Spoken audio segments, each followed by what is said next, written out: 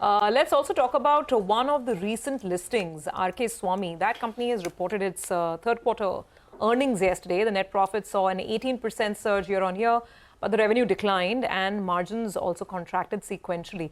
Talk about the third quarter performance and, of course, the outlook as we're looking at the new year. We have with us Rajeev Newar, Group Chief Financial Officer at RK Swamy.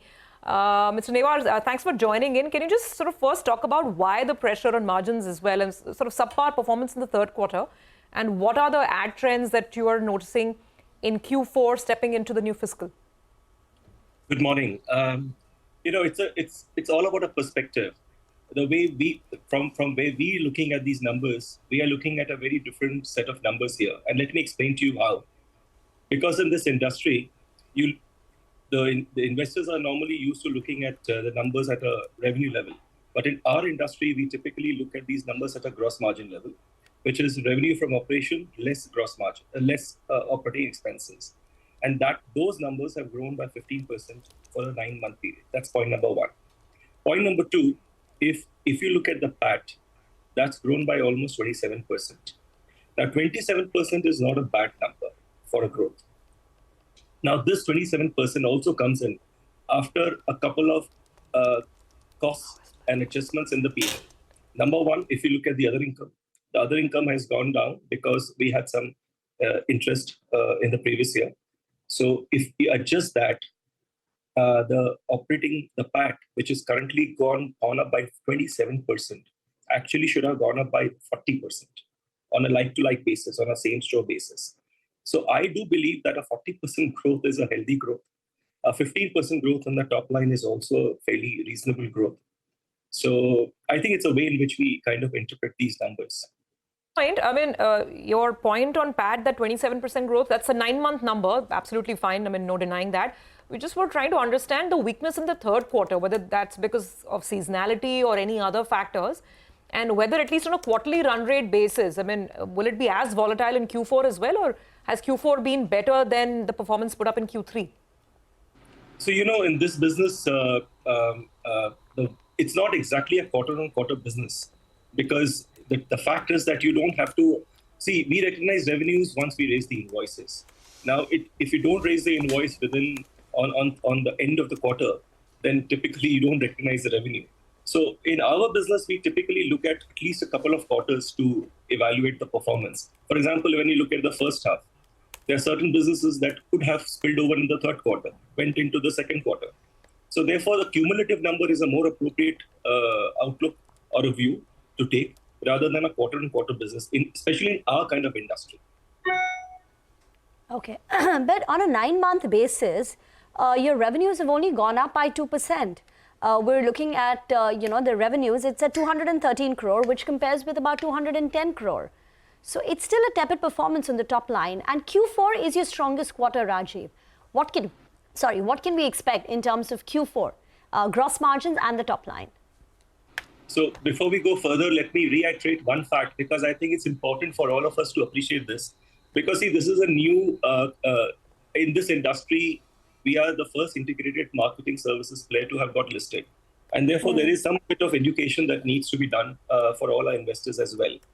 So one way of looking at it is obviously at a revenue from operation compared to last year. That's one way of looking at it, of course. That's a universal way of looking at things also. But in the way in which we look at it, the lens with which we look at our business is a little different. And that's something which we need to appreciate, is basically the revenue from operation less the operating expenses, because the operating expenses are basically the third-party costs that we incur. And therefore, that is really the revenue, net revenue, or you may call it, or the gross margin that you may call it. That's what typically accrues to our business, right? Now, if you compare that number, and we have clarified that in our press release as well. So if you compare that number for the two periods, the revenue, the gross margins have grown by 15% on a like-to-like comparison, 15%. So that's on the operating performance alone. So just looking at revenue from operation could be a slightly distorted picture, give a distorted picture. Okay, fair enough. And that's the reason, and that's the reason why if this wouldn't have happened, you wouldn't have seen a 27% growth in the PAT. Okay. So your fine. You've explained how we should look at the numbers, look at it on a gross margin basis, where on a 9-month basis, gross margins, the gross profits have gone up 15%. Talk about Q4, because Q4 is your largest quarter. It's the quarter where budgets are exhausted. What can we expect in terms of a gross margin or a gross profit in Q4?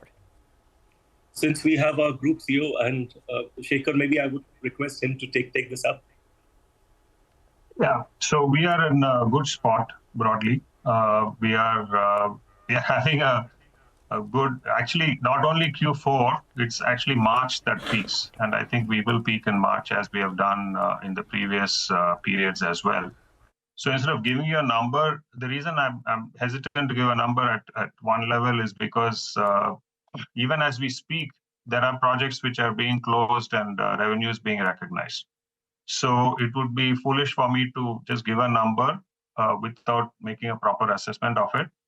Let me say that we are having a good surge in Q4 in the period ending March for the quarter. You will see us performing,